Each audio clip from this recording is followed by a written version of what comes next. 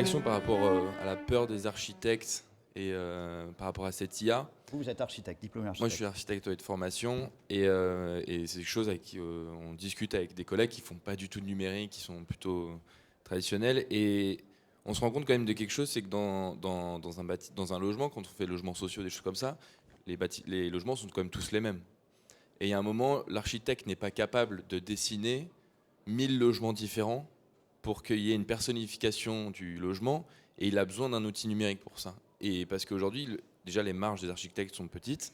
Si en plus ils doivent travailler en plus pour à chaque fois optimiser, il passe pas dans ses coûts, donc il fait tout le temps le même. Et c'est là où l'outil de l'IA, l'intelligence artificielle et le numérique est très important. Et c'est ça, rajouter une valeur ajoutée, plus que en fait de faire baisser le métier de l'architecte. Et il y a quelque chose aussi qui est lié et qui nous intéresse, c'est que aujourd'hui c'est très bien, mais même si on faisait des logements tous différents, comme c'est de la préfa et qu'on est obligé de standardiser pour réduire les coûts, on pourrait pas faire tout différent. Et c'est là où l'impression 3D est intéressante. C'est qu'on arrive à un même coût à faire 120 logements différents, qui est juste une quantité de matière déposée.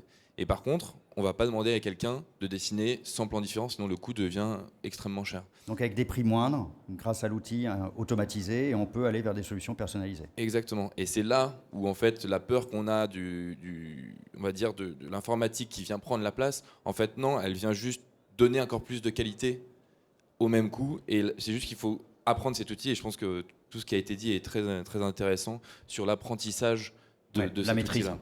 Ne plus avoir peur, c'est avoir la maîtrise. Si on donne la maîtrise, les gens n'auront pas peur. Parce que le début de l'Internet, il y a 15-20 ans, c'était pareil. Le e-commerce, c'était pareil. Oh là là, ça va me prendre. Bon.